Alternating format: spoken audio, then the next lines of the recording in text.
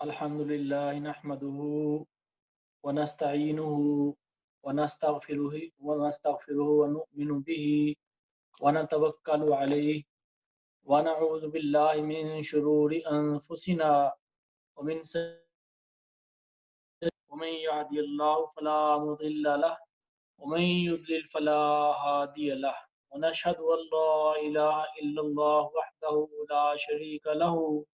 नशहदु अन्ना Muhammadan अब्दुहु व रसूलुहु इन्नल्लाह व मलाइकतहु युसल्लूना Alan नबी या अय्युहल्लज़ीना आमनू सल्लु अलैहि व सल्लिमू तस्लीमा अल्लाहुम्मा सल्लि अला सय्यिदिना व मौलाना मुहम्मदिन व अला आलि सय्यिदिना व मौलाना मुहम्मदिन व बारिक व सल्लिम व सल्लि अलैहि। अऊज़ु बिल्लाहि मिनश शैतानिर रजीम बिस्मिल्लाहिर रहमानिर रहीम। आज दर्स का आगाज़ करते हैं। जैसा कि इल्म में है कि आज 27वीं रात है यहाँ पर, और उसी मुनासबत से जो है वो दर्स को थोड़ा सा हम लंबा करेंगे और कोशिश करेंगे कुछ इस टॉपिक पे हम बाद में बात भी करें। तो आज हम 28वें पारे के अंदर सूरा अल-मुम्तहिना जो है इसको पढ़ेंगे। कल हमने सूरा अल-हशर जो है वो कंप्लीट की थी और उसमें चंद एक जो टॉपिक थे बड़े ही ज़बरदस्त और इम्पोर्टेंट टॉपिक्स जो है वो हमने डिस्कस किए थे। उनमें से एक टॉपिक जो था वो मुराकबे के बारे में था। और मुराकबा इसको कहते हैं कि जब इंसान अपने तसव्वुर में, अपने ख़्याल में हर वक़्त जो है वो किसी के ख़्याल में रहे, किसी की याद में रहे, तो मकसद ये है कि वो अल्लाह ताला के ख़्याल में, अल्लाह की याद में, उसके ज़िक्र में, उसके तसव्वुर में रहे। तो उसका जो है वो कल हमने वो मामला थोड़ा-सा जो है वो बयान किया था। तो ये 18वीं आयत थी सूरा अल-हशर के अंदर, और उसी से रिलेटेड जो है वो कुछ पहले भी आयतें हैं और बाद में भी आई कि अल्लाह रब्बुल इज़्ज़त ने फरमाया कि जहाँ भी तुम हो हम तुम्हारे साथ हैं। तो इंसान के तकवा की जो बुनियाद है वो इस चीज़ पर है कि वो अल्लाह ताला को, जब हम कहते हैं कि वो अल्लाह जो है वो हय्युल क़य्यूम है, अल्लाह ज़िंदा भी है, ज़िंदा करता भी है, कायम भी है और कायम करता भी है। तो जहाँ पर भी है समीउन बसीर है, वो सुनता भी है और देखने वाला भी है। तो फिर हमारा जो ख़्याल और तसव्वुर और मुराक़बा और सारा कुछ जो मामला है, वो इस मामले पर होना चाहिए कि अल्लाह ताला हमें मुलाहज़ा फ़रमा रहा है, हमें देख रहा है। तो बहरहाल आगे चलते हैं। सूरा अल-मुम्तहिना जो है ये मदीना शरीफ में नाज़िल हुई और इसमें 13 आयतें हैं, 2 रुकू हैं। अब यहाँ से 28वें पारे में हम चल रहे हैं। अब लंबी सूरतें तकरीबन ख़त्म हो गई। अब 1-1, 2-2, 3-3 रुकू वाली सूरतें जो हैं वही आएँगी। तो इसमें फरमाया कि या अय्युहल्लज़ीना आमनू ला तत्तखिज़ू अदुव्वी व अदुव्वकुम औलिया तुल्कूना इलैहिम बिल मवद्दति व क़द कफ़रू बिमा जाअकुम मिनल हक़्क़ि युख़रिजूनर रसूल व इय्याकुम अन तु'मिनू बिल्लाहि रब्बिकुम इन कुंतुम ख़रजतुम जिहादन फ़ी सबीली वब्तिग़ाअ मर्दाती तुसिर्रूना इलैहिम बिल मवद्दह व अना अअलमु बिमा अख़फ़ैतुम वमा अअलनतुम वमन यफ़अलहु मिनकुम फ़क़द ضल सवाअ अस्सबील।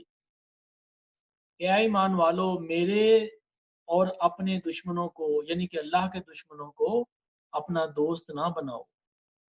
उन्हें अंदर की बातें जो है वो तुम पहुँचाते हो और उनसे तुम दोस्ती रखते हो, हालाँकि वो काफ़िर हैं। तो वो तुम्हें जो है उन्होंने तुम्हारे घरों से निकाला, यानी कि हिजरत पर मजबूर किया, और अल्लाह के रसूल सल्लल्लाहु अलैहि वसल्लम को और मुसलमानों को मक्का शरीफ से हिजरत करना जो है उसके लिए हिजरत करना पड़ी। और अगर तुम अल्लाह उसके रसूल पर ईमान लाए, अल्लाह पर ईमान लाए हो, और अगर मेरे रास्ते में निकले हो और जिहाद मेरे करते हो मेरी रज़ा हासिल करने के लिए, तो फिर उनसे दोस्ती ना करो और उन्हें खुफिया पैगामात ना भेजते रहा करो। मैं जानता हूँ जो तुम छुपाते हो और जो कुछ तुम ज़ाहिर करते हो, और तुम में से जो कोई ऐसा करे तो बेशक वो सीधी राह से बहक गया। तो यहाँ पे जो मसला है वो इस तरह से था कि अम, मक्का मुकरमा से एक औरत, उसका नाम था सारा। सारा जो है ये मोहताज थी, गरीब थी, कुरैश वालों की ये नौकरानी थी। तो बहरहाल बहुत गरीब थी। तंग आके ये मदीना शरीफ में आई تو مسلمانوں نے اس کی بہت مدد کی، اور ایک صحابی تھے ان کا نام تھا حاتب۔ حاتب نے ان کو 10 دینار یعنی کہ 10 سونے کے سکے، گولڈ کوائنز، اور ایک چادر اور ایک خط بھی لکھ کر دے دیا مکہ شریف، مکہ والوں کے نام پہ۔ اور اس خط میں اس نے اس عورت کو دے دیا کہ جا کے مکے والوں کو دے دینا، اور اس خط میں اس نے یہ خبر دے دی کہ نبی اکرم صلی اللہ علیہ وآلہ وسلم مکہ پر حملہ کرنے والے ہیں، تو تم اپنا انتظام کر دو۔ تو حضور نبی اکرم صلی اللہ علیہ وآلہ وسلم نے حضرت علی کرم اللہ وجہہ کو بلایا اور فرمایا کہ تم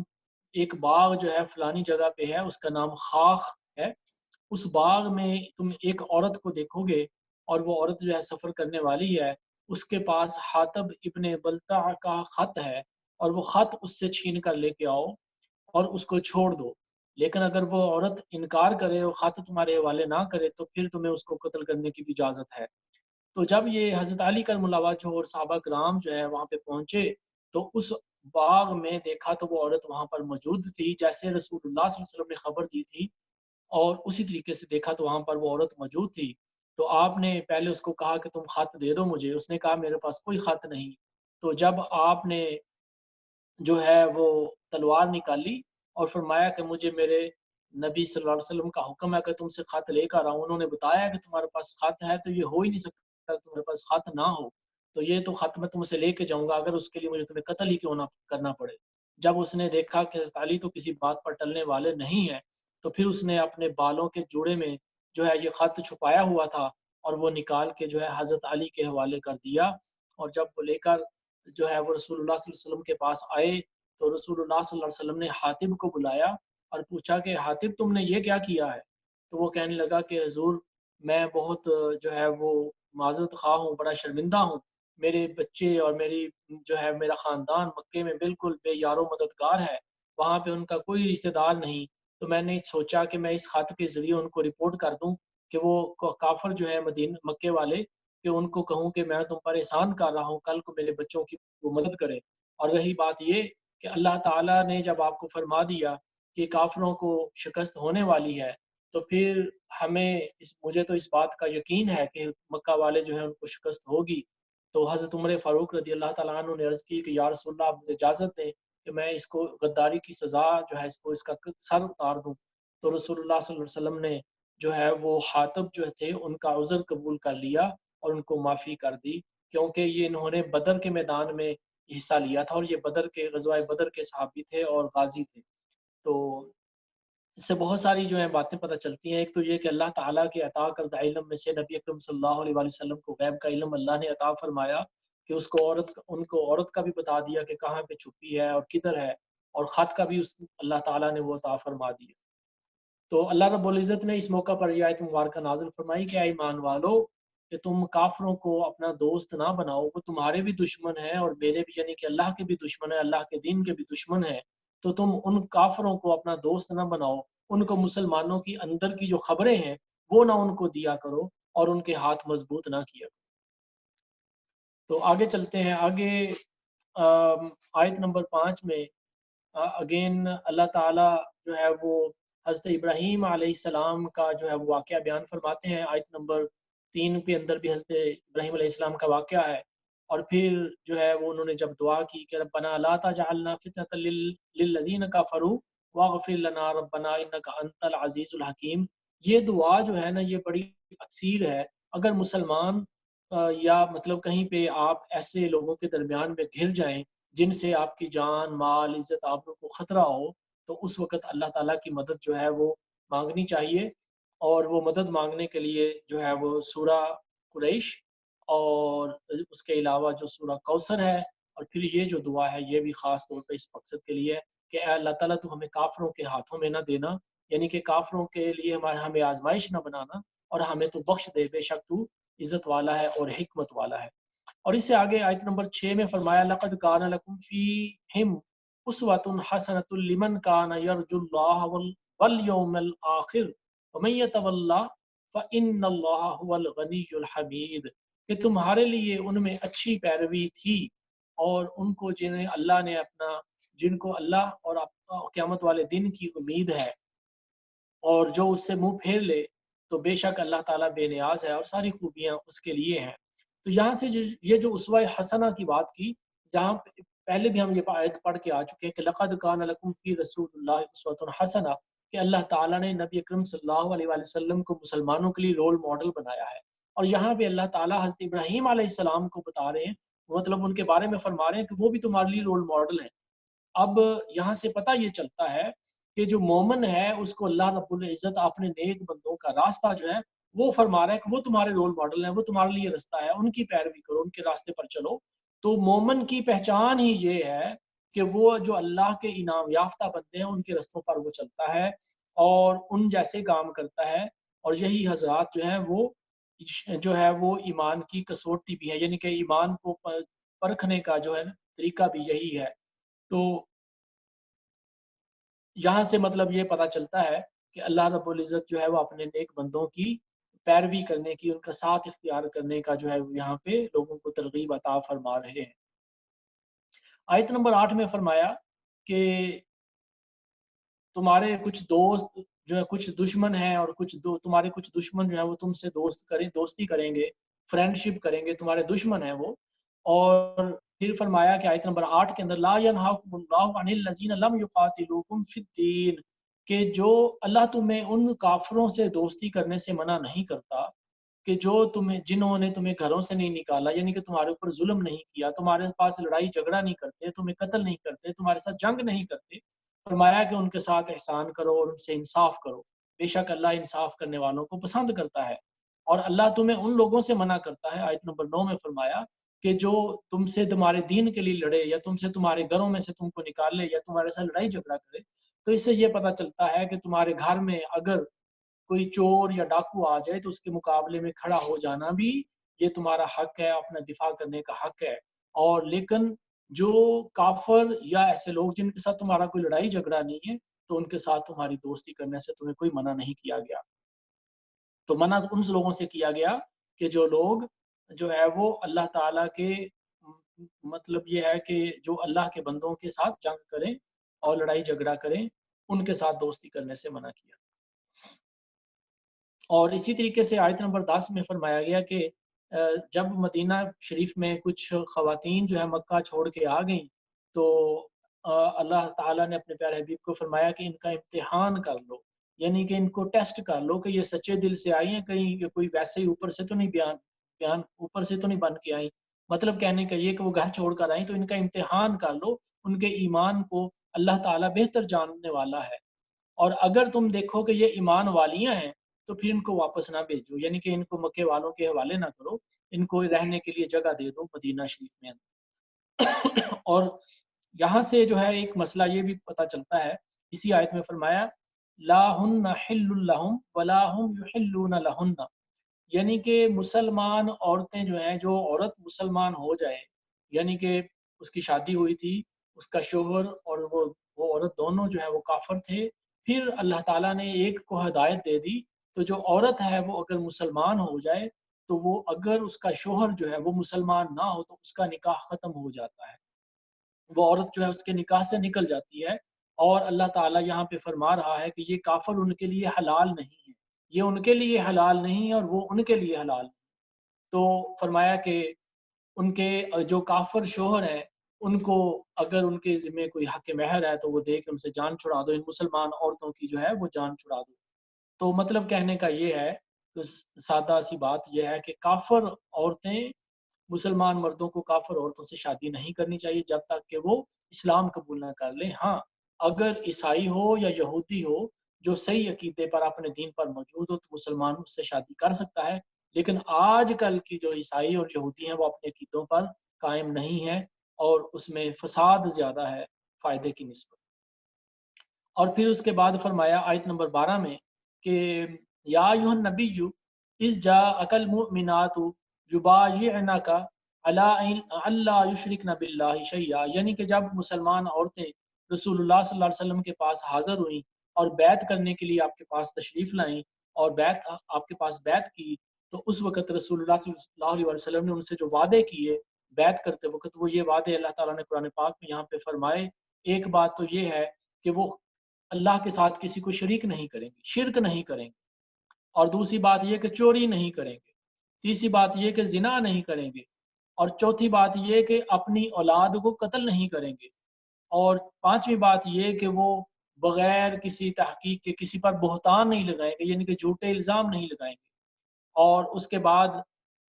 जो है अल्लाह ताला ने फरमाया कि और किसी नेक बात में आपकी नाफरमानी नहीं करेंगी, तो फिर उनसे आप अल्लाह ताला फरमा रहे हैं कि आप उनसे बैत ले लो और अल्लाह ताला से उनके लिए मगफरत करो, अल्लाह ताला से मगफरत मांगो, बेशक अल्लाह ताला बख्शने वाला और मेहरबान है। इसी तरीके से आगे चलते हैं। आगे है सूरह अस-सफ़।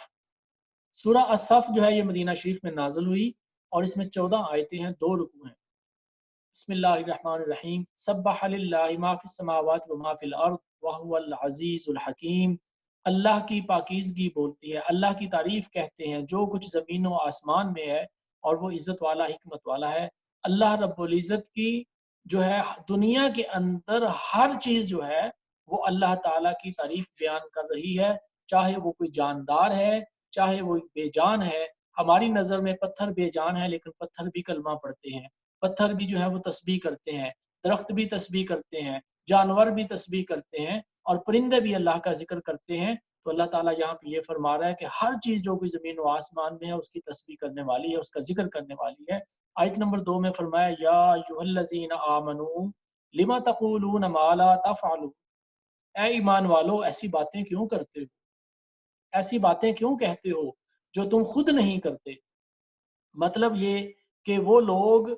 जो धोखेबाजी करते हैं, ऐसी इस आयत में बहुत सारी बातें जो हैं वो शामिल हैं। एक बात तो ये कि खुद से लोगों को अच्छी बातों की नसीहत करे, लेकिन वो खुद बंदा उस पर अमल ना करे, तो ऐसे वाइज़ को या ऐसे वाज़ और नसीहत करने वाले को बेअमल कहते हैं, कि यानी कि बंदा खुद बेअमल हो। वो पीर या वो जो है वो वाइज़ या वो आलम या वो हाफ़िज़ जो लोगों को अच्छी-अच्छी बातें बताए और खुद जो है वो नेक अमल ना करे, तो ऐसे शख्स को बेअमल कहेंगे। तो वो बेअमल वाइज़ जो लोगों को अच्छाइयाँ बताए मगर खुद बुराइयाँ करे। यानी कि एक बंदा तो जो है वो अच्छी बातें लोगों को बताता है, खुद अच्छे अमल नहीं करता लेकिन बुरे अमलों से बचा रहता है। और एक बंदा वो है जो लोगों को तो अच्छी बातें बताता है और लेकिन खुद बुराइयां भी करता है, तो उसको बद अमल कहेंगे। और अगर कोई बंदा ऐसा है कि किसी से वादा करता है,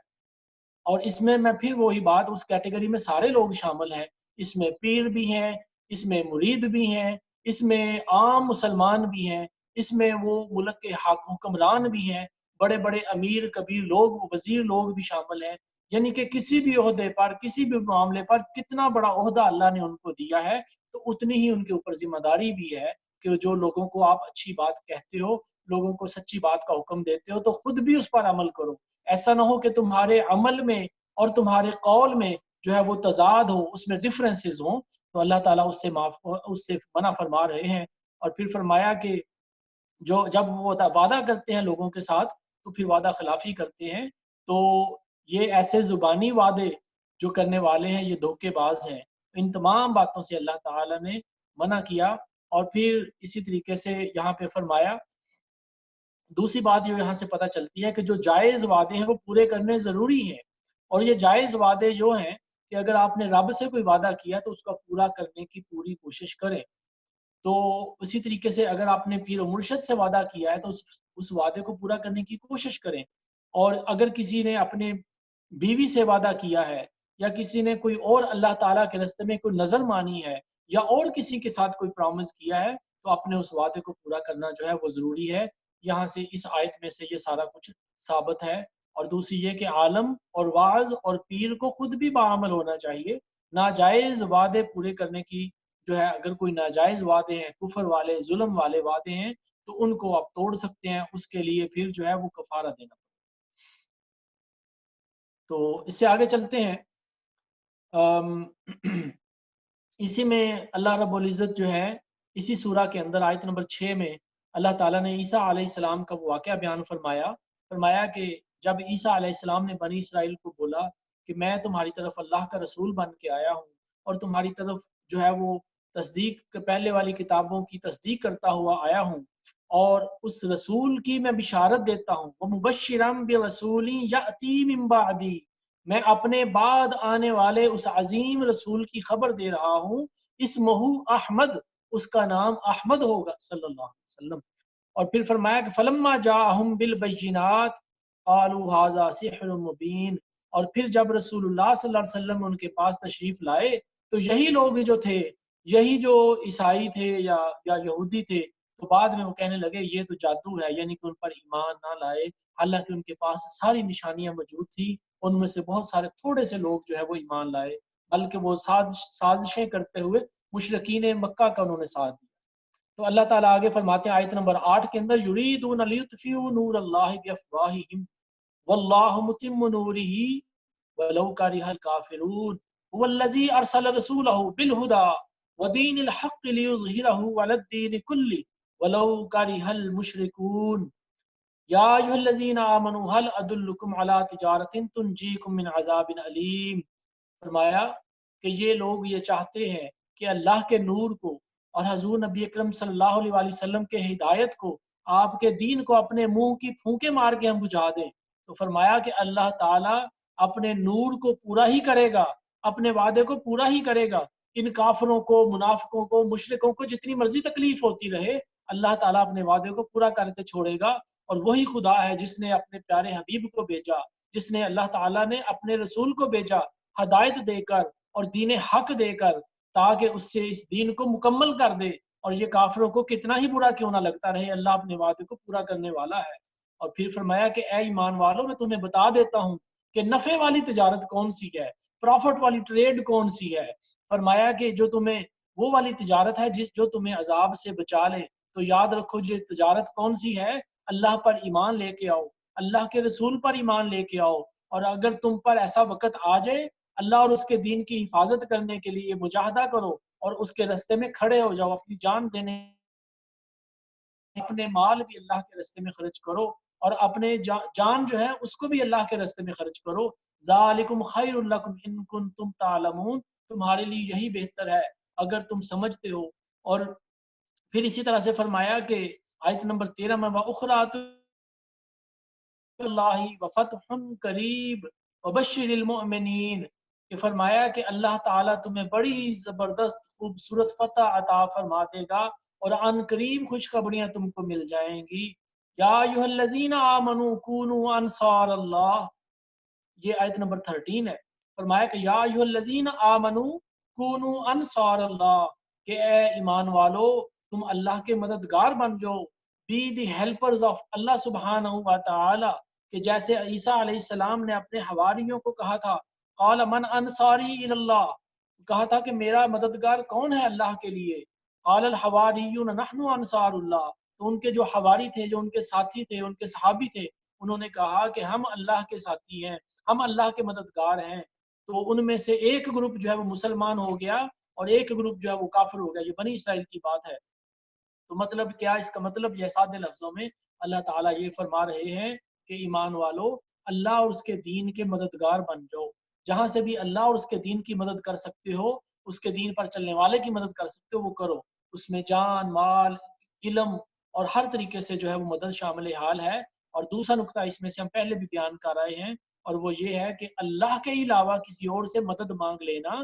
اس نیت سے، اس عقیدہ سے کہ سب طاقتیں اور سب حقیقتیں اللہ کی ہیں، اور اللہ کی دی ہوئی طاقت میں سے اگر کوئی مدد کر سکتا ہے اس سے مدد مانگ لینے کا نام شرک نہیں ہے۔ شرک اس وقت ہوگا جب کسی کو آپ اللہ کی طاقت میں شریک سمجھ لیں، کسی کو اللہ کے برابر سمجھ لیں، کسی کو اللہ کی اولاد یا بیوی یا بیٹا یا باپ ثابت کریں، یا کوئی اللہ تعالیٰ سمجھ کے کسی کو اللہ جیسا سمجھ کے اس کی عبادت کریں، تو وہ شرک میں وہ باتیں آئیں گی۔ کسی سے مدد مانگ لینے سے شرک نہیں ہو جاتا۔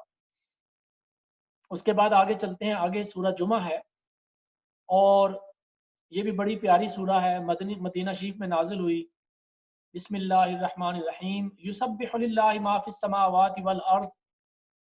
وما فی السماوات وما فی الارض الملک القدوس العزیز الحکیم،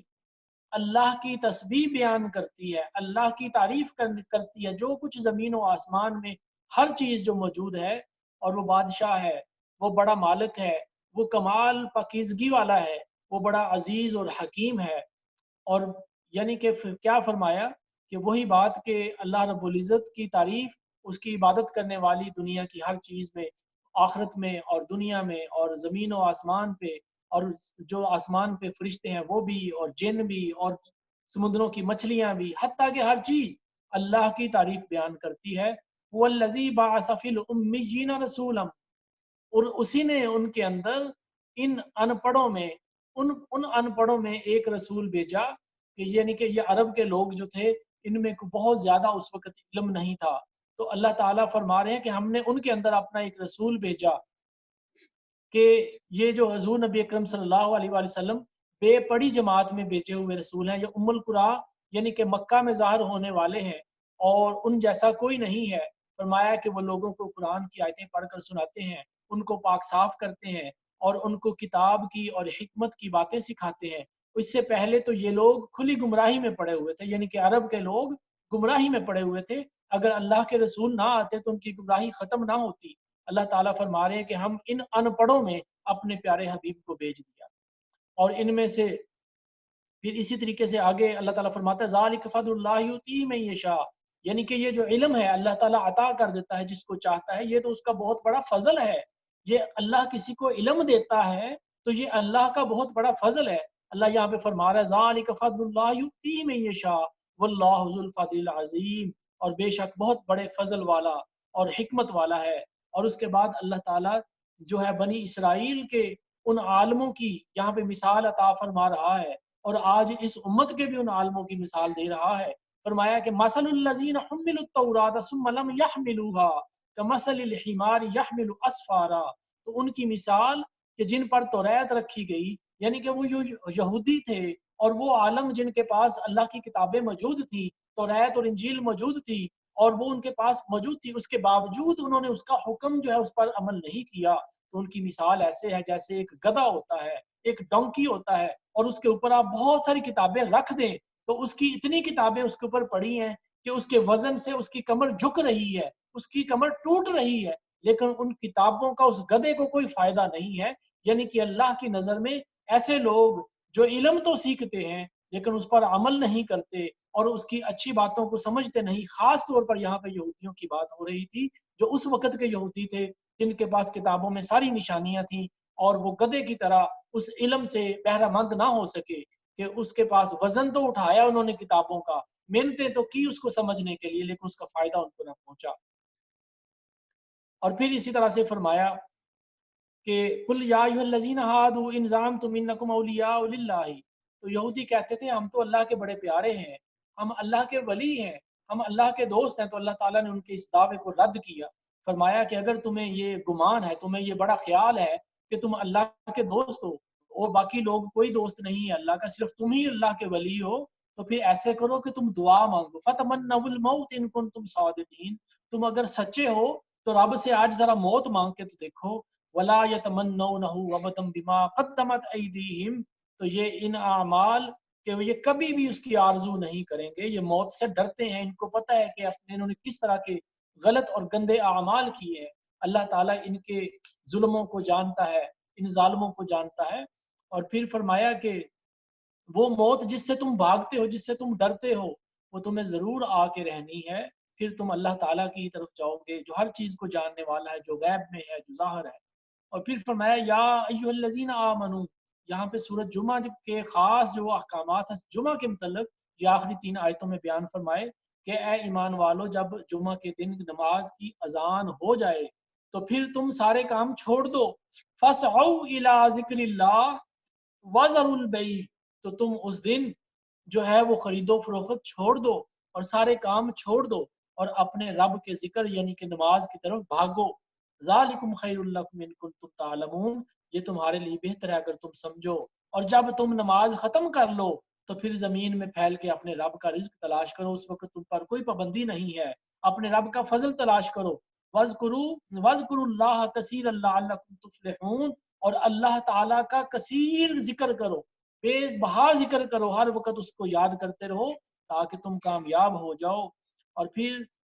اگر تم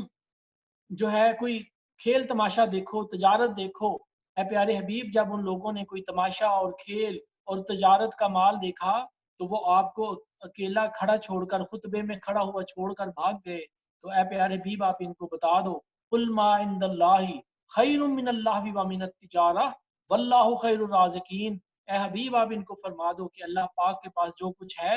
وہ تمہارے اس کھیل تماشے سے اور اس تجارت سے اور اس دنیا کے مال سے بہتر ہے، اللہ تعالیٰ سب سے بڑھ کر رزق عطا کرنے والا ہے۔ تو یہ جو ہے اس میں یہاں پہ سورہ جمعہ جو ہے یہ ختم ہوتی ہے۔ آگے سورہ منافقون، سورہ جمعہ جو ہے اس کو جمعہ کی نماز میں پڑھنا سنت ہے، رسول اللہ صلی اللہ علیہ وسلم کی سنت سے ثابت ہے، اور رسول اللہ صلی اللہ علیہ وسلم نے سورہ جمعہ پڑھی اور اس کے علاوہ سورہ منافقون بھی پڑھی۔ تو سورہ منافقون جو ہے یہ اگلی آیت ہے، اس میں 11 آیتیں ہیں، اگلی صورت ہے، یہ مدنی ہے اور 2 رکوع ہیں اس کے اندر۔ اور اس میں اللہ تعالیٰ نے فرمایا کہ اے حبیب جب یہ منافق آپ کے پاس آتے ہیں اور کہتے ہیں کہ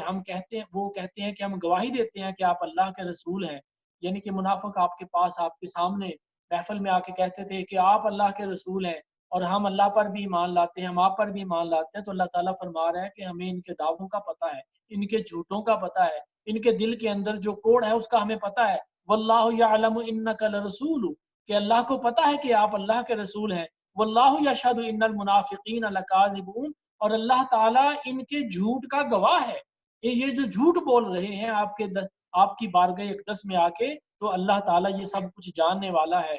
تو انہوں نے اپنے ایمان کو، یہ جو جھوٹا ایمان کا لبادہ، اوپر سے کہتے ہیں مسلمان ہیں، اوپر سے وہ کلمے پڑھتے ہیں، اوپر سے مسلمانوں جیسے لباس پہنتے ہیں، تو یہ جو ہے یہ جھوٹا جو لبادہ انہوں نے اوڑھ رکھا ہے، تو اللہ تعالیٰ اس سب کو جاننے والا ہے۔ اور اللہ تعالیٰ ان کے یہ جو لوگ ہیں ان زبانوں پر یہ ایمان ہے لیکن دلوں میں ان کے کفر ہے، تو ان کے دلوں پر اللہ نے مہر لگا دی ہے، ان کو سمجھ نہیں ہے کہ یہ جو کچھ کرتے پھرتے ہیں۔ تو ان کے مال اور ان کے جانوں کو اور ان کے جسموں کو دیکھ کر مسلمانوں کو جو ہے وہ کوئی تعجب نہیں ہونا چاہیے۔ یہ ان کو ہم نے صرف دنیا کے لیے چیزیں دی ہوئی ہیں اور اس کے علاوہ یہ کچھ نہیں ہے۔ وہ دشمن ہے تو ان سے بچتے رہو، اللہ انہیں مارے، قاتلہم اللہ انا یؤفکون، کہ یہ اوندے گرے ہوئے، یعنی کہ ایسا بندہ جو الٹے منہ نیچے گرا، اس کو پتہ نہیں ہے ارد گرد کیا ہو رہا ہے۔ ان منافقوں کی مثال ایسے ہے کہ سارا کچھ ہونے کے باوجود ان کو کچھ پتہ نہیں کہ کیا ہو رہا ہے۔ تو اسی طریقے سے یہ جو منافق لوگ تھے، جب ان سے کہتے تھے، کہا جاتا تھا مسلمان ان کو کہتے تھے کہ آج اللہ کے رسول صلی اللہ علیہ وسلم سے ہم جا کے تو معافی مانگے، تو وہ کہتے تھے ہم کیوں معافی مانگے، ہمیں ان معافی کی کیا ضرورت ہے، اور منہ بناتے تھے اور تکبر کرتے تھے۔ تو اللہ تعالیٰ فرماتے ہیں کہ اللہ ان کو بخشنے والا نہیں ہے، اے پیارے حبیب ان کے لیے آپ معافی مانگیں یا نہ مانگیں، ہم آپ کے گستاخوں کو، ان منافقوں کو ہم بخشنے والے نہیں ہیں۔ تو اسی میں آگے جو ہے وہ آیت نمبر 9 میں فرمایا، یا ایھا الذین آمنوا لا تلہکم اموالکم ولا اولادکم عن ذکر اللہ، یعنی کہ اے ایمان والو، اے مسلمانوں، اے مومنوں، تم اپنے آپ کو، تمہارے مال اور تمہاری اولاد تمہیں اللہ کے ذکر سے دور کر کے جو ہے وہ تمہیں کوئی چیز روک نہ دے، غافل نہ کر دے، یعنی کہ اللہ تعالیٰ کے ذکر سے تمہاری اولاد، ایسے اپنی اولاد کی محبت میں اور اپنے مال کی محبت میں اور اپنے کاروبار کی محبت میں اللہ تعالیٰ کو نہ بھول جاؤ، اللہ کے ذکر کو، اس کی نماز کو نہ چھوڑ دو۔ ایسا نہ ہو کہ تم اپنی اسٹڈی میں، اپنی جاب میں، اپنے کاروبار میں لگے ہو اور نماز کا وقت گزر جائے یا تمہیں بالکل اللہ کی یاد نہ آئے، تو یہ ان لوگوں کے لیے گھاٹا ہے۔ اور پھر فرمایا کہ اس میں سے خرچ کرو جو اللہ نے تمہیں عطا فرمایا ہے، اس سے پہلے کہ وہ وقت آ جائے کہ جب تمہاری جان نکلنے لگے، تو پھر یہ کافر بھی کہتے ہیں، مشرک بھی کہتے ہیں، منافق بھی کہتے ہیں اور گناہگار بھی کہتے ہیں، کاش مجھے ایک دفعہ موقع مل جائے اور میں اس دنیا میں جا کے تھوڑا سا صدقہ کر لوں، تھوڑی سی مجھے مہلت مل جائے تو میں معافی مانگ لوں۔ تو اللہ تعالیٰ فرماتے ہیں، اعلان فرما رہا ہے 11ویں آیت میں فرمایا، وَلَن يُؤَخِّرَ اللَّهُ نَفْسًا إِذْ جَاءَ أَجَلُهَا وَاللَّهُ خَبِيرٌ بِمَا تَعْمَلُونَ، جب اللہ کسی کی موت لکھ دے گا، کسی موت کا اعلان کر دے گا، فرشتے کو حکم دے دے گا، تو پھر اس موت کو کوئی ٹالنے والا نہیں، اس کا نہ ایک سانس آگے جائے گا نہ پیچھے جائے گا، اس کے اوپر سے کوئی اس کو ایک سیکنڈ کی بھی مہلت نہیں ملنے والی۔ تو پھر اس سے آگے چلتے ہیں، سورہ التغابن، یہ مدنی سورہ ہے، اس میں 18 آیتیں ہیں، اور اس میں بھی یہ بھی اسی طرح سے اللہ کی تسبیح سے شروع ہوتی۔ فرمایا، یسبح للہ ما فی السماوات و ما فی الارض لہ الملک و لہ الحمد وہو علی کل شیء قدیر، اللہ تعالیٰ کی تعریف کرتی ہے اور تسبیح کرتی ہے، جو کوئی چیز زمین و آسمان میں ہے وہ اسی کا مالک ہے، اور وہی اس کی تعریف، ساری تعریف اسی کے لیے ہے۔ اور بے شک اللہ تعالیٰ ہر چیز پر قدرت رکھنے والا ہے، اور وہی ہے جس نے تم میں سے کسی کو کافر پیدا کیا، یعنی کہ اللہ تعالیٰ نے تم سب کو پیدا کیا، تو کوئی ان میں سے، ساری مخلوق میں سے کوئی کافر بن گیا اور کوئی مومن ہو گیا، اور اللہ تعالیٰ سب کچھ دیکھ رہا ہے جو کچھ تم کرتے پھر رہے ہو۔ اور اللہ تعالیٰ نے تمہارے زمین و آسمان پیدا کیے اور تمہیں بڑی خوبصورت شکل عطا فرمائی، وَصَوَّرَكُمْ فَأَحْسَنَ صُوَرَكُمْ وَإِلَيْهِ الْمَصِيرُ، اور تمہاری تو بڑی خوبصورت، بڑی اچھی تصویر بنائی، بڑی اچھی صورت بنائی، اور تم نے اسی کی طرف مڑ کر جانا ہے، اور وہ جانتا ہے تو جو کچھ تم کرتے پھرتے ہو۔ یعلم ما تسرون وما تعلنون، جو تمہارے من کے اندر ہے، جو تمہارے دل کے اندر ہے، جو تمہارے خیالوں کے اندر ہے، اور جو چیز تم لوگوں کو بتاتے ہو وہ سارا کچھ جانتا ہے، اور اس کے علم میں ہے ہر چیز، کوئی چھپی ہوئی نہیں ہے۔ اور اسی طریقے سے اللہ تعالیٰ اس کو جو ہے وہ قیامت کی جو باتیں ہیں یہاں پہ دوبارہ بیان فرما رہے ہیں کہ اس دن کافروں کو دوبارہ زندہ کیا جائے گا، مومنوں کو بھی زندہ کیا جائے گا، اور ہر بندہ جو ہے اس کو زندہ کیا جائے گا۔ اور اللہ تعالیٰ فرما رہا ہے کہ اللہ پر ایمان لے آؤ، اور اللہ کے پیارے حبیب نے جو نور لے کر آئے، اللہ نے جو نازل کیا ہے اس پر ایمان لے آؤ۔ اللہ تعالیٰ دیکھ رہا ہے، یوم یجمعکم لیوم الجمع، اللہ تعالیٰ تم سب کو اکٹھا کرے گا جو جمع کرنے والا دن ہے، جو حشر کا دن ہے، ذالک یوم التغابن، اور وہی دن ہے کہ ہار والوں کی ہار کھلنے کا، یعنی کہ جو لوگ ہارے ہوئے ہیں، جو گھاٹے والے ہیں، جو کفار ہیں، ان کو اپنے کرتوتوں کا، اپنے عملوں کا پتہ چل جائے گا، اور جو لوگ نیک عمل کرنے والے ہیں ان کو اللہ تعالیٰ ان کے اجر اور ان کے انعامات عطا فرمانے والا ہے۔ اور اسی طریقے سے یہاں پہ آیت نمبر 13 میں فرمایا کہ یا ایھا الذین آمنوا ان من ازواجکم و اولادکم عدوا لکم فاحذروہم، یاد رکھیے کہ ابھی پچھلی آیتوں میں بھی ہم پڑھ کے آئے ہیں کہ تمہاری اولادیں، تمہارے مال، تمہاری جان، تمہارے مال و دولت، تمہاری بیویاں تمہیں اللہ سے دور نہ کر دیں۔ تو یہاں پہ خاص جو یہ آیت مبارکہ ہے یہ ان لوگوں کے لیے ہے کہ جن کے بیوی بچے یا شوہر یا کسی گھر کا کوئی فرد کافر ہو جاتا ہے، اللہ کا دین چھوڑ دیتا ہے، یا وہ لوگ جو خود مسلمان ہو گئے اور باقی لوگ کافر ہی رہے، تو یہ خاص ان لوگوں کے لیے بات ہے۔ لیکن عام سب کے لیے ہے کہ اے ایمان والو، اگر تمہاری بیویاں اور تمہاری اولادیں تمہارے دشمن بن جائے، یہ تمہارے دشمن ہے یعنی کہ وہ ایمان نہیں لے آئے یا مسلمان تھے تو مرتد ہو گئے، تو وہ تمہارے دشمن ہیں، اگر معاف کرو اور درگزر کرو اور بخش دو تو بے شک اللہ تعالیٰ بخشنے والا اور مہربان ہے۔ یعنی کہ ان سے احتیاط رکھو، ان سے احتیاط رکھو، بیکاز وہ اللہ تعالیٰ کے اینیمی، اللہ کے دشمن ہیں، تو اس وجہ سے تمہارے دشمن ہیں۔ فاتقوا اللہ ما استطعتم، اور اللہ تعالیٰ سے ڈرو جتنا تم سے ہو سکتا ہے، یعنی کہ اپنی ہمت کے مطابق، اپنی طاقت کے مطابق، اپنی کوشش کے مطابق ہر دن میں کوئی نہ کوئی وقت اللہ کے لیے خاص نکال لو جس میں تم اللہ کا تقوی اور پرہیزگاری کو مضبوط کرو، اللہ کی عبادت سے کے ساتھ اس کو راضی کرو۔ اور پھر فرمایا کہ غور سے سنو، واسمعوا واطیعوا وانفقوا خیر لانفسکم، اور اللہ کا فرمان غور سے سنو اور اللہ کے پیارے حبیب کی اطاعت فرماؤ، اور جو ہے وہ جو کچھ اللہ نے تم کو عطا فرمایا ہے وہ تمہیں اللہ تعالیٰ فرما رہا ہے کہ اس میں سے خرچ کرو۔ اور اگر تم اللہ کے راستے میں خرچ کرو گے، یا غریبوں کو، یتیموں کو، ضرورت مندوں کو، بیواؤں کو اور بیماروں کو، اور اسی طریقے سے اور لوگوں کی بھی مدد کرو گے، تو یہ قرض حسنہ ہے۔ اللہ تعالیٰ تمہارا جو قرض حسنہ ہے اس کو بڑھا چڑھا کر تم کو واپس کرے گا، اور تمہیں کئی گنا کر کے، زیادہ کر کے عطا فرمائے گا، اور وہ سب کچھ جانتا ہے جو کچھ زمین و آسمان پہ ہے۔ اس سے آگے چلتے ہیں، آگے سورہ الطلاق، یہ مدنی سورہ ہے، 12 آیتیں ہیں اور 2 رکوع ہیں۔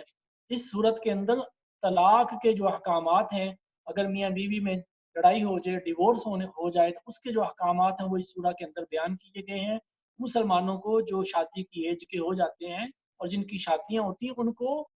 طلاق کے اور نکاح کے مسائل کو سیکھنا چاہیے۔ یہ اللہ تعالی شریعت ہے، اللہ تعالیٰ کے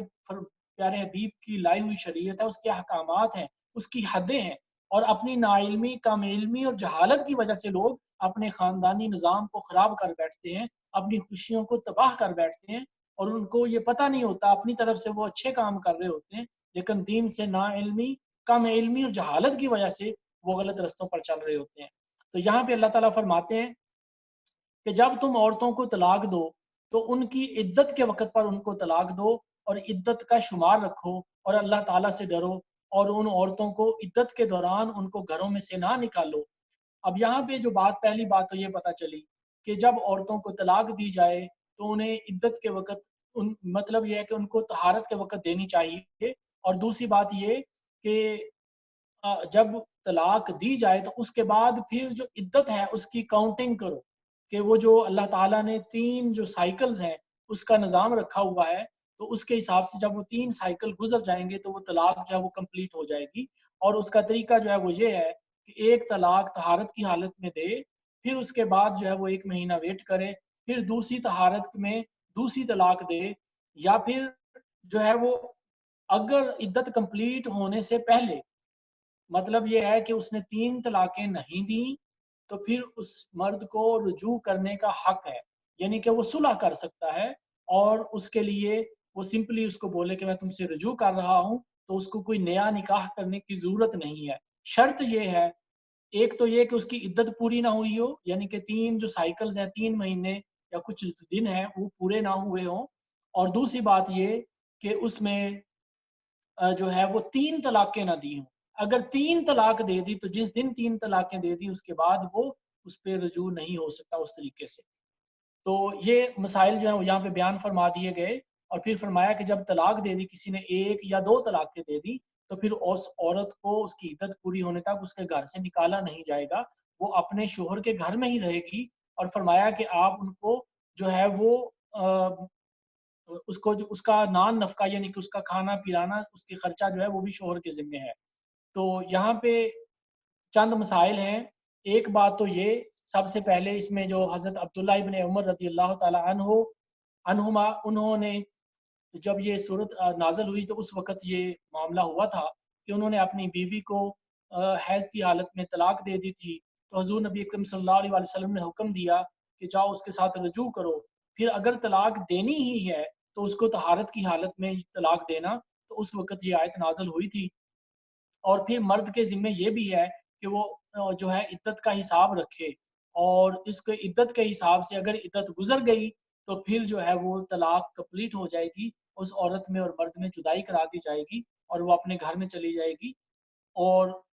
جو ہے اگر 3 طلاقیں ہو گئیں تو تب بھی وہ جو ہے وہ نظام ان کا جدائی کا ہو جائے گا۔ تو لیکن اگر 3 طلاقیں نہیں دیں اور عدت نہیں گزری تو اس مرد کو عدت پوری گزرنے سے پہلے پہلے رجوع کرنے کا حق ہے۔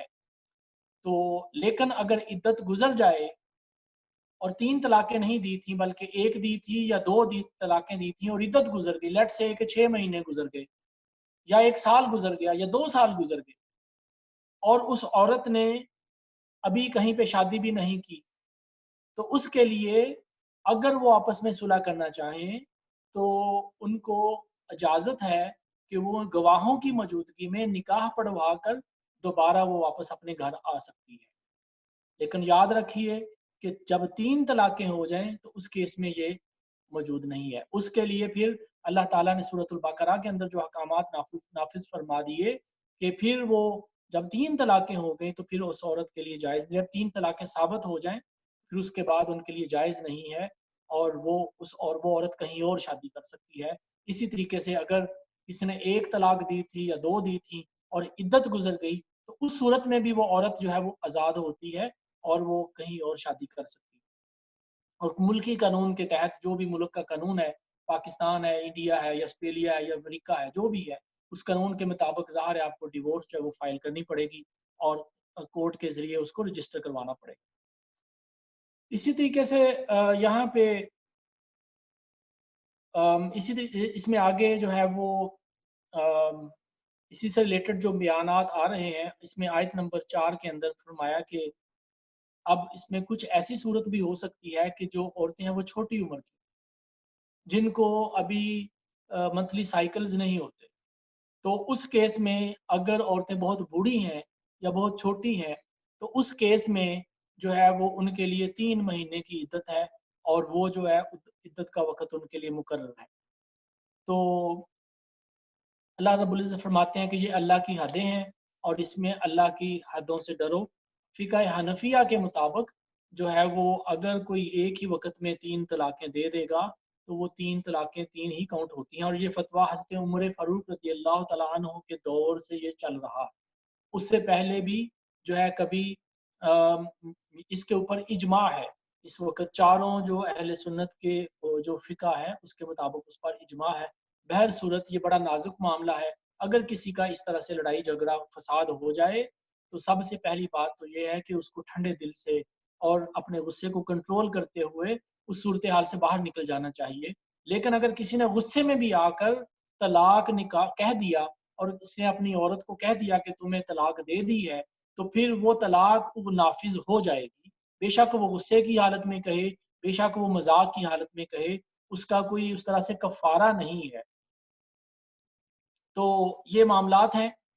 بڑا نازک معاملہ ہے، اس کو اگر کسی کا اس طرح سے کوئی معاملہ بن جائے تو سب سے بہتر یہ ہے کہ کسی اچھے عالم مفتی کے پاس جا کے اپنے معاملے کو حل کر لیں، اس کو سمجھ لیں کہ طلاقیں کتنی ہوئی ہیں، 1 ہوئی ہے، 2 ہوئی ہے کہ 3 ہوئی ہیں، عدت کا ٹائم گزرا ہے کہ نہیں گزرا، رجوع کر سکتے ہیں نہیں کر سکتے، تو یہ سارے معاملات جو ہیں اس کو سمجھنا چاہیے۔ تو بہرحال مختصر سی بات ہے کہ اس میں پہلی بات تو یہ ہے کہ جو بہتر طریقہ یہ ہے کہ 3 اکٹھی طلاقیں نہ دے، وہ ناپسندیدہ ہیں۔ اللہ تعالیٰ نے اس کے لیے حکم دیا ہے کہ ہر مہینے میں 1 طلاق کر کے دے، اور اس میں حکمت یہ ہے کہ ہو سکتا ہے جب وہ 1 طلاق دے اور وہ عورت ابھی اس کے گھر میں رہ رہی ہے تو ہو سکتا ہے وہ جو غصہ اس کو آیا تھا وہ اس کا دور ہو جائے اور آپس میں ان کی محبت ہو جائے اور وہ دوبارہ رجوع کر دوبارہ صلح کر لیں آپس میں، تو وہ جو ہے ان کا یہ معاملہ جو ہے وہ ہو سکتا ہے۔ تو بہرحال یہ سارے اس میں اللہ تعالیٰ کی طرف سے حکمت ہے، اور اللہ تعالیٰ یہ چاہتا ہے کہ لوگوں میں جدائی نہ ہو، لوگوں کے گھر بسے رہیں، امن و امان سے رہیں، سکون سے رہیں، اسی لیے یہ سارے احکامات جو ہیں وہ بیان فرما دیے۔ تو بہرحال اس میں سارا جو ہے یہ معاملہ ہے، اور جو اللہ تعالیٰ سے ڈرتا ہے اللہ تعالیٰ اس کے لیے غیب سے مدد فرماتا ہے۔ یہ آیت نمبر جو ہے 2 میں اللہ تعالیٰ نے فرمایا وَمَن يَتَّقِ اللَّهَ يَجْعَل لَّهُ مَخْرَجًا، اور جو اللہ تعالیٰ سے ڈرتا ہے، اس پر ایمان رکھتا ہے، تقویٰ رکھتا ہے، تو اللہ تعالیٰ اس کے لیے رستے کھول دیتا ہے، اور اللہ تعالیٰ سب کا جو ہے وہ معاملہ بہتر کرنے والا ہے۔ آگے چلتے ہیں، سورہ التحریم مدنی ہے اور اس میں بھی 12 آیتیں ہیں، 2 رکوع ہیں۔ یا ایھا النبی لما تحرم ما احل اللہ لک، کہ اے غیب کی خبریں بتانے والے نبی، تو تم اپنے آپ کے اوپر کیوں حرام کر لیتے ہو وہ چیزیں جو اللہ نے تم پر حلال کی ہیں، اور صرف اس لیے کہ اپنی بیویوں کی مرضی چاہتے ہو۔ اللہ تعالیٰ غفور الرحیم ہے۔ تو اب یہ جو واقعہ ہے یہ دراصل اس طرح سے ہوا تھا کہ حضرت حفصہ اور حضرت عائشہ رضی اللہ تعالیٰ عنہما، تو کچھ اس طرح کی معاملہ ہوا کہ انہوں نے شہد جو ہے وہ دیا تھا ان کو کھانے کے لیے، اور آپس میں کوئی بات کی تھی کہ یہ جو ہے جب آپ رسول اللہ صلی اللہ علیہ وسلم آپ کے پاس آئے تو کہنا کہ یہ آپ کے منہ سے کچھ جو ہے نعوذ باللہ اسمیل آ رہی۔ تو بہرحال بات مختصر سی تھی۔ تو 2 معاملہ تھے، ایک تو یہ کہ راز کی باتیں تھیں، کچھ رسول اللہ صلی اللہ علیہ وآلہ وسلم نے حضرت حفصہ سے کی تو انہوں نے وہ باتیں جو ہے وہ بیان کر دی دوسری امہات المؤمنین کو، اور دوسری بات یہ ہے کہ یہ شہد کا ایک واقعہ ہوا تھا، تو اس میں کہا گیا کہ وہ مکھی جو ہے شاید مغافیر جو بوٹا ہے جو پوتا ہے اس سے اس کا پھل چوس کے آئی ہوں گی، تو اس وجہ سے اس میں اسمیل پیدا ہو گئی، تو رسول اللہ صلی اللہ علیہ وسلم نے اس کے بعد جو ہے اپنے آپ پر شہد کھانا جو ہے وہ منع کر لیا۔ تو بہرحال یہ یا پھر یہ ہے کہ سارے واقعہ کو اللہ تعالیٰ یہاں پہ یہ فرما رہا ہے کہ اے پیارے حبیب، جو چیز اللہ تعالیٰ نے آپ پر حرام نہیں کی آپ اس کو اپنے آپ پر حرام نہ کریں، صرف اس لیے کہ اپنی بیوی کو یا اپنی بیویوں کی مرضی چاہنے والے۔ تو یہاں پہ یہ ذہن میں رکھیے کہ حضور کی اس وقت جو ہے وہ 9 بیویاں تھیں، 5 قریشی قبیلے سے تھیں، اور ان میں سے حضرت عائشہ، حضرت حفصہ، حضرت ام حبیبہ اور ام سلمہ اور سودا بنت زمعہ، اور 4 بیویاں جو ہے وہ قریش کے علاوہ تھی جن میں زینب بنت جحش اسد قبیلے کی تھی، میمونہ بنت حارث اور صفیہ بنت حوی اور جویریہ بنت حارث، اور حضور نے حضرت حفصہ سے 2 باتیں بیان کی تھیں اور ان کو بتایا تھا کہ یہ راز کی بات ہے، تو انہوں نے یہ بات جو ہے وہ اس کے بعد کسی اور کو جو ہے ام المومنین کو یہ بیان کر دی، اور حضرت حفصہ نے یہ دونوں باتیں حضرت عائشہ صدیقہ رضی اللہ تعالیٰ عنہا کو بتا دی۔ تو یہ راز کی باتیں جب آپ کو بتا دی تو اللہ تعالیٰ نے پیارے حبیب صلی اللہ علیہ وسلم کو یہ بتا دیا، اور حضور نبی اکرم صلی اللہ علیہ وآلہ وسلم نے حضرت حفصہ کو یہ فرمایا کہ تم نے یہ میری شہد پر جو قسم کھائی تھی یا حرمت تھی اس کو کیوں بتا دیا، یہ کیوں نہ بتا دیا؟ تو یہ جو ہے اللہ تعالیٰ نے کی شان تھی، تو اللہ تعالیٰ نے جو ہے اپنے پیارے حبیب کو فرمایا کہ ان تتوبا الی اللہ فقد صغت قلوبکما، کہ اگر یہ توبہ کریں تو اللہ تعالیٰ کی طرف رجوع کریں تو اللہ تعالیٰ ضرور ان پر جو ہے وہ مددگار ہے، اور اللہ کا جو فرشتہ جبریل ہے وہ بھی ان کا مددگار ہے، اور نیک ایمان والے بھی اور اس کے فرشتے بھی مدد والے ہیں۔ تو اس کے بعد آیت نمبر 6 میں فرمایا، تو یہاں پہ جو ہے جو یہ واقعہ جب ہوا تو حضرت حفصہ نے پوچھا کہ یا حبیب اللہ، آپ کو یہ خبر کیسے ہوئی، آپ کو یہ خبر کس نے دی؟ تو رسول اللہ صلی اللہ علیہ وسلم نے فرمایا کہ مجھے وحی الہی سے خبر ہوئی، اللہ تعالیٰ نے مجھے وحی کی ہے، یہ مجھے رب نے خبر دی ہے۔ تو بہرحال اس میں یہ پتہ چلا کہ اللہ تعالیٰ یہ فرما رہے ہیں کہ اے میرے نبی کی بیویوں، اگر تم نے میرے نبی کی خدمت اور مدد نہ کی، یعنی کہ تم نے اگر اللہ تعالیٰ کے نبی کی خدمت اور مدد نہ کی تو اللہ تعالیٰ کافی ہے، اور اللہ تعالیٰ کے نبی کے بہت سارے مددگار ہیں، حضرت جبرائیل امین بھی اور فرشتے بھی اور مسلمان بھی، وہ سارے اپنے نبی کے مددگار ہیں۔ تو یہ سارا معاملہ جو ہے وہ یہاں پہ بیان فرمایا گیا۔ تو اس کے علاوہ جو ہے اللہ تعالیٰ نے یہ فرمایا کہ اگر اے پیارے حبیب کوئی بیوی جو ہے اگر آپ میں سے کسی کو طلاق دے دے تو پھر اللہ تعالیٰ جو چاہے وہ تمہیں ان سے بھی بہتر بیویاں عطا فرما سکتا ہے، اور اطاعت والی، ایمان والی، ادب والی، توبہ والی اور بندگی والی، اور جو ہے وہ جیسے وہ چاہے وہ کرنے کی قدرت رکھتا ہے۔ اور اگلی آیت میں فرمایا کہ آیت نمبر 6 میں کہ یا ایھا الذین آمنوا قوا انفسکم واہلیکم نارا، اے ایمان والو اپنے آپ کو اور اپنے گھر والوں کو دوزخ کی آگ سے بچاؤ، اور اس آگ کے لیے جو ہے وہ اس کا ایندھن جو ہے وہ آدمی ہے اور پتھر ہے، اور اس کے اوپر بڑے ہی سخت جو فرشتے ہیں وہ اس کے اوپر ڈیوٹی پر لگے ہوئے ہیں، اور وہ اللہ کا حکم نہیں ٹالتے۔ اور پھر آیت نمبر 8 میں فرمایا یا ایھا الذین آمنوا توبوا الی اللہ توبۃ نصوحا، کہ اے ایمان والو اپنے رب کی طرف اس توبہ کرو، اور توبہ ایسی کرو جو خالص اور سچی ہو، یعنی کہ اپنی توبہ جب کر لو تو پھر اس پر ڈٹ جاؤ، اپنی توبہ کو توڑو نہیں، اور ان گناہوں کو چھوڑ دو جن سے تم توبہ کرتے ہو، اور دوبارہ جو ہے ان کاموں میں، اسے گناہوں میں نہ پڑنا۔ اور پھر فرمایا کہ اللہ تعالیٰ اس دن ایمان والوں کو رسوا نہیں کرے گا، یہ آیت نمبر 8 ہے۔ فرمایا کہ یوم لا یخزی اللہ النبی والذین آمنوا معہ، یعنی کہ اللہ تعالیٰ اپنے نبیوں کو اور جو اپنے نبیوں کے ساتھی ہیں یعنی کہ مومنین ہیں، جو صحابی ہیں، اللہ رب العزت جو ہے ان کو روز قیامت رسوا نہیں کرے گا، اور ان کو جو ہے وہ رسوا نہیں کرے گا۔ اس کا یہاں پہ وعدہ فرمایا نور یسعی بین ایدیہم، جو ہے وہ ان کا جو نور ہے وہ اس سے آگے آگے دوڑ رہا ہوگا، اور بے شک اللہ تعالیٰ جو ہے وہ سب کچھ جاننے والا ہے۔ تو یہاں پہ فرمایا کہ عرض کریں گے اے ہمارے رب، یعنی کہ ایمان والوں کی بات ہے کہ وہ اس وقت دعا کر رہے ہوں گے ربنا اتمم لنا نورنا واغفر لنا، اے ہمارے رب ہمارا نور پورا کر دے اور ہمیں بخش دے، بے شک تو ہر چیز پر قدرت رکھنے والا ہے۔ یعنی کہ مومنوں کو ایک اللہ تعالیٰ نور عطا کرے گا جو روز قیامت پل صراط پر اس اندھیرے میں ان کے لیے ہیلپ فل، ان کے لیے مددگار ہوگا، کہ ان کے آگے آگے وہ نور چلے گا اور اس کی روشنی میں وہ چلتے ہوئے جنت پہ پہنچ جائیں گے۔ تو اس کے بعد نوح علیہ السلام اور ان کی جو زوجہ تھیں ان کا ذکر آتا ہے، پھر لوط علیہ السلام کا ذکر ہے، پھر اس کے بعد حضرت مریم کا اور حضرت عیسیٰ علیہ السلام کا ذکر آتا ہے۔ آگے چلتے ہیں، سورہ ملک 29واں سپارہ یہاں سے شروع ہوتا ہے 29۔ یہ سورہ بہت فضیلت والی ہے، بڑی اس کی فضیلت ہے۔ یہ مکہ شریف میں نازل ہوئی تھی، اور اس میں 30 آیتیں 30 آیتیں اور 2 رکوع ہیں۔ اس صورت کو شافیہ بھی کہتے ہیں، یعنی کہ شفاعت کرنے والی، اور اس صورت کو جو ہے یہ اس کے بارے میں یہ کہا گیا کہ یہ قبر کے اندر جو اس صورت کا جو قاری ہوگا، جو حافظ ہوگا، جس نے اس صورت کو یاد کیا ہوگا، روزانہ پڑھنے والا ہوگا، قبر کے اندر یہ جھگڑا کرے گی اور اس کے اوپر عذاب نہیں آنے دے گی، اور پھر روز قیامت بھی یہ صورت جو ہے وہ جھگڑا کرے گی۔ تو خوش قسمت ہیں وہ لوگ جن کو یہ صورت جو ہے وہ نصیب ہوتی ہے یاد کرنی، اور اس کا پڑھنا نصیب ہوتا ہے۔ اور کچھ روایتوں میں یہ بھی آتا ہے کہ رسول اللہ صلی اللہ علیہ وسلم نے فرمایا کہ میری خواہش ہے کہ میرے ہر امتی کو یہ صورت یاد ہو، تو سب دوستوں کو اس کی جو ہے وہ کوشش کرنی چاہیے کہ اس صورت کو یاد کریں. صرف 2-3 صفحے ہیں اور آسان ہے یاد کرنا. تو یہاں سے شروع ہوتی ہے. فرمایا تبارک الذی بیدہ الملک وہو علی کل شیء قدیر. برکت والی ہے وہ ذات، برکت والا ہے وہ مالک جس کے قبضہ میں سارا ملک ہے اور ہر چیز جو ہے وہ قدرت رکھنے والا ہے. بے شک اللہ تعالیٰ نے پیدا کی ہے موت اور اسی نے زندگی پیدا کی ہے، اور وہ جانتا ہے کہ جو کچھ تم کرنے والے ہو، اور وہی جو ہے وہ عزت والا اور بخشنے والا ہے. اور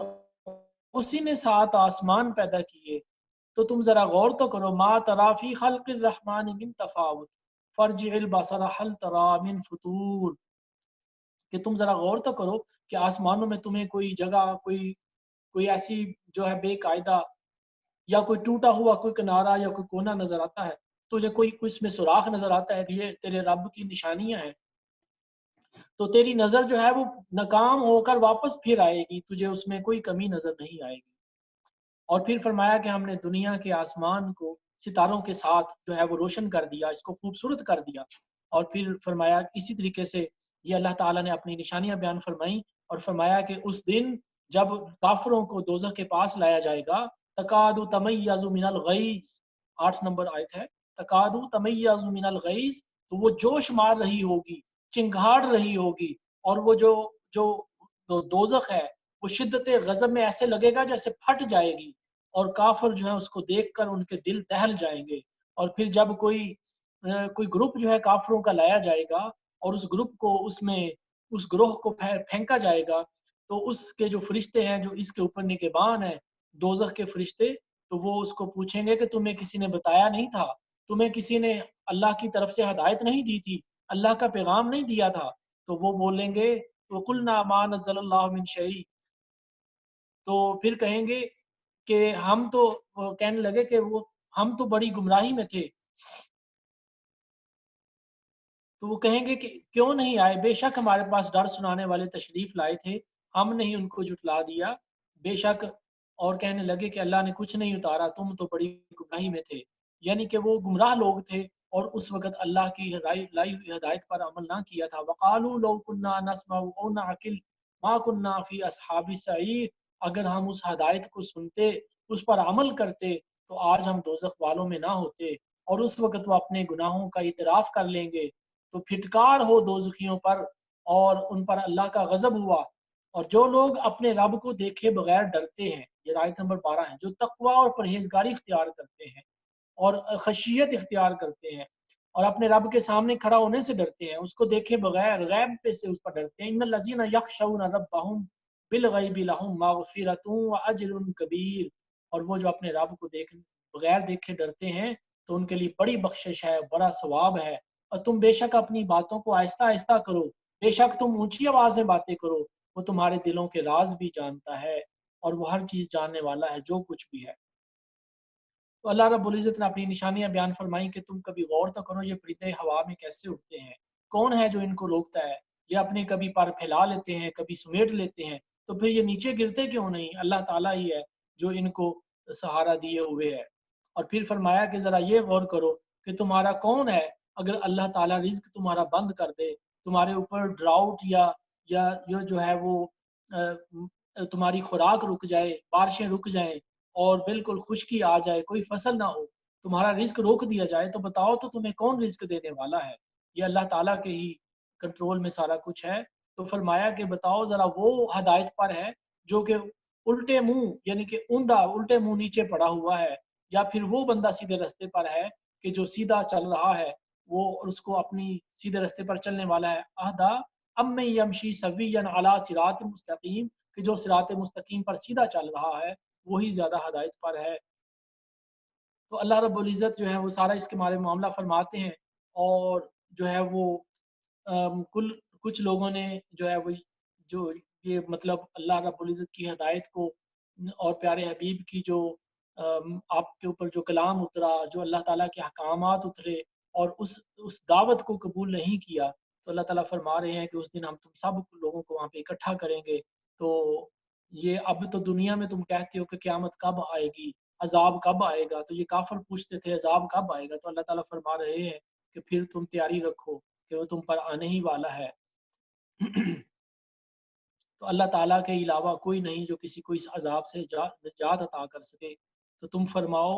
کہ وہ قل هو الرحمن وآمنا به وعلیہ توکلنا، کہ ہم اپنے رب پر ایمان لائے ہیں اور ہم اسی پر توکل کرتے ہیں، اور اب جان جاؤ گے کہ کون کھلی گمراہی میں، یعنی کہ روز قیامت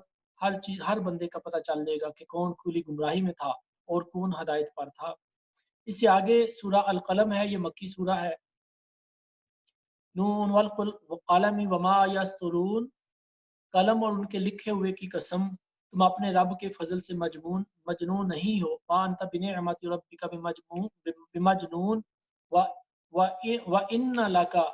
لَأَجْرًا غَيْرَ مَمْنُونٍ وَإِنَّكَ لَعَلَىٰ خُلُقٍ عَظِيمٍ۔ تو جو کفار تھے وہ طرح طرح کی فالتو باتیں کرتے تھے، تو اللہ رب العزت نے یہاں پہ لوح و قلم کی جو ہے وہ قسم کھائی اور فرمایا کہ اے پیارے حبیب تم رب کے فضل سے مجنون نہیں، یعنی کہ ان کافروں کا جواب رب دے رہا ہے۔ فرمایا کہ میرا محبوب جو ہے وہ مجنون نہیں ہے، بے شک میرے بندے کے لیے، رسول اللہ صلی اللہ علیہ وسلم کے لیے بے پناہ اجر ہے۔ اور فرمایا وَإِنَّكَ لَعَلَىٰ خُلُقٍ عَظِيمٍ، اور آپ کا جو اخلاق ہے، آپ کی جو موریلٹیز ہیں وہ سب سے بلند ہیں اور سب سے اعلیٰ ہیں۔ فَسَتُبْصِرُ وَيُبْصِرُونَ، تو اب تم بھی دیکھ لو گے اور یہ بھی دیکھ لیں گے کہ ان میں سے کون صحیح تھا کون غلط تھا اور بے وقوف کون تھا۔ تو اے پیارے حبیب آپ ان جٹلانے والوں کی باتوں کو نہ سننا اور نہ ہی اس بندے کی بات سننا۔ یہاں پہ ایک آدمی تھا کفار میں، اس کا نام تھا وحید، تو وہ بڑی تانے دینے والا تھا۔ اس نے رسول اللہ صلی اللہ علیہ وسلم کے بارے میں جا کے جو ہے وہ بات کی، اور بڑا امیر تھا۔ تو اس کے جب وہ واپس اپنے قبیلے میں گیا تو انہوں نے پوچھا کہ تم نے کیسا دیکھا ان کو، تو اس نے کچھ باتیں اپنی طرف سے بنا کے کی، اور اس کو ابو جہل نے ورغلا کے بھیجا تھا اور گمراہ کر کے بھیجا تھا۔ پہلے اس کے دل میں خیال آیا تھا کہ شاید میں اسلام قبول کر لوں، لیکن یہ پھر گیا۔ تو اس وقت اپنی قوم میں واپس جا کے تو اس نے طرح طرح کی باتیں کی، تو اللہ تعالیٰ نے اس کے لیے جو ہے وہ 10 عیب اس کے بیان کیے کہ اس نے پیارے نبی کی شان میں کوئی ایک عیب کیا ہوگا، تو اللہ تعالیٰ نے جو ہے اس کو اس کا جواب اس طریقے سے دیا کہ اس کی جو 10 جو برائیاں تھیں وہ کھول کے سر عام سب لوگوں کو بتا دیں۔ حالانکہ وہ ستار العیوب ہے، وہ لوگوں کے عیبوں پر پردے ڈالتا ہے، لیکن اللہ کو اپنے پیارے حبیب کی گستاخی جو ہے وہ قبول نہیں ہے۔ جو پیارے حبیب کو نبی اکرم صلی اللہ علیہ وسلم کی شان میں گستاخی کرنے کی کوشش کرتے ہیں، اللہ تعالیٰ ان کو معاف نہیں کرتا۔ تو یہاں پہ اس کی بات آگئی، ولید بن مغیرہ کی یہ بات ہے، تو یہ اس کے لیے یہ خرابیاں آئیں، اور کہیں پہ ابو لہب کے لیے جو ہے تبت یدا ابی لہب والی صورت نازل کر دی۔ تو اللہ تعالیٰ اپنے پیارے حبیب کے جو گستاخ ہیں ان کو معافی نہیں عطا کرتا، تو یا پھر وہ توبہ کریں یا پھر جو ہے وہ ان کے اوپر عذاب آنے والا ہے۔ تو یہاں پہ یہ جو بندہ ہے اس کے بارے میں یہ بات آئی کہ یہ ولید بن مغیرہ تھا جو کہ حضور کو مجنون کہتا تھا، معاذ اللہ، یعنی کہ جس کا دماغ ٹھیک نہ ہو، معاذ اللہ۔ تو اللہ تعالیٰ نے قرآن پاک میں پھر اس کا جواب دیا اس کو، اور اس کو 10 جو ہیں وہ اس کے جو ہے وہ عیب دیے، اور ان میں یہ بتایا کہ یہ بہت بڑی قسمیں کھانے والا ہے، ایسی اس بندے کی باتیں نہ سننا۔ وَلَا تُطِعْ كُلَّ حَلَّافٍ مَّهِينٍ، کہ یہ جو بڑی بڑی قسمیں کھانے والا ہے اس کی بات نہ سنو، یہ بہت ذلیل ہے۔ اور حَمَّازٍ مَّشَّاءٍ بِنَمِيمٍ، یہ ایسے ہی ادھر کی باتیں ادھر اور ادھر کی باتیں ادھر کرنے والا ہے، یعنی کہ فضول کی باتیں کرتا ہے، بکواس کرنے والا ہے۔ تو تم اس کی باتوں کو نہ سنو، اس کے تانے کو نہ سنو۔ مناع للخیر، اور یہ بھلائی سے روکنے والا ہے، اچھی باتوں سے روکنے والا ہے۔ معتدٍ اثیم، اور حد سے بڑھنے والا گناہ گار ہے، اور درست یعنی کہ غلط باتیں کرنے والا ہے۔ عتل بعد ذلک زنیم، اور اس پر تلا یہ کہ اس کی اصل میں بھی خطا ہے۔ ان کان ذا مال و بنین، اس کو رب نے مال بھی دیا ہے اور بیٹے بھی دیے ہیں۔ اذا تتلی علیہم آیاتنا قال اساطیر الاولین، جب اس کو اللہ کی آیتیں پڑھ کر سنائی جاتی ہیں تو یہ کہتا ہے کہ یہ پچھلے لوگوں کی کہانیاں ہیں۔ اور پھر اللہ فرماتا ہے سنسمہ علی الخرطوم، اس کے منہ کو ہم سور جیسا کر دیں گے۔ تو یہ جو معاملہ ہے، جب اس کا یہ معاملہ ہوا تو باقی ساری جو اس نے باتیں سنی قرآن پاک میں جب یہ نازل ہوئی، تو یہ اپنی ماں کے پاس چلا گیا اور کہنے لگا کہ جو قرآن میں میرے بارے میں 10 باتیں آئی ہیں، میری خرابیاں، مجھے پتہ ہے کہ مجھ میں یہ ساری موجود ہیں، لیکن 10ویں بات جو ہے بتا میرا باپ کون ہے۔ تو اس وقت اس کی ماں نے اسے بولا کہ تو حرام سے پیدا ہوا تھا، کہ تو حرامی ہے۔ تو یہ بھی پتہ چلا قرآن میں سے کہ جو گستاخ ہوتے ہیں وہ اللہ معافی دے کہ وہ حرام کے جو ہیں وہ لوگ ہوتے ہیں، اور اللہ تعالیٰ ان کو دنیا میں بھی ذلیل کرتا ہے اور آخرت میں بھی ان کو ذلیل کرتا ہے۔ اس لیے یہاں پہ فرمایا کہ قریب ہے کہ ہم اس کی سور جیسی تھوتنی داغ دیں گے، یعنی کہ اس کا منہ سور جیسا کر دیں گے، اس کے چہرے سے ہی پہچانا جائے گا کہ یہ گستاخ رسول ہے۔ تو اسی طریقے سے اللہ رب العزت آگے جو ہے وہ ایک اور واقعہ بیان کر رہے ہیں کہ ایک باغ، بڑا امیر لوگ تھے، ان کا باغ تھا، اس میں بڑے پھل فروٹ ہوتے تھے، تو جب وہ پھل اتارتے تھے تو اس میں غریبوں کو وہ تقسیم کرتے تھے، لیکن جب وہ ان کا باغ کا جو مالک ہے وہ فوت ہو گیا تو اس کے بچوں کے پاس وراثت کے طور پر وہ مال ان کو انہیریٹنس میں مل گیا، تو وہ آپس میں بات کرنے لگے کہ کل ہم اس کو فروٹ توڑ لیں گے اور اس میں سے ہم نے کسی مسکین کو، کسی غریب کو باغ کے اندر نہیں گھسنے دینا اور ان کو ہم نے کچھ نہیں دینا۔ تو جب اگلے دن وہاں پہ گئے تو اللہ تعالیٰ نے وہاں پہ کوئی طوفان بھیج دیا، تو سارے کا سارا باغ جو ہے وہ جل گیا اور اس میں کچھ باقی نہ بچا۔ تو اس کے بعد انہوں نے توبہ کی اور کہنے لگے قالوا سبحان ربنا انا کنا ظالمین فاقبل بعضهم على بعض يتلاومون۔ تو وہ اپنے اوپر ملامت کرنے لگے اور ان میں سے بڑا جو تھا وہ ان کو اللہ کی طرف بلانے لگا، تو آپس میں کہنے لگے کتنی بڑی خرابی ہے، ہم نے کتنا غلط کام کیا ہے کہ اللہ شاید ہمیں اس سے بہتر بدلہ دے دے۔ تو اللہ سے جب انہوں نے توبہ کی تو اللہ رب العزت نے فرمایا کہ ہم اپنے بندوں کو جو ہے وہ اس کا بہتر بدلہ عطا فرمانے والے ہیں۔ تو مطلب یہ کہ جب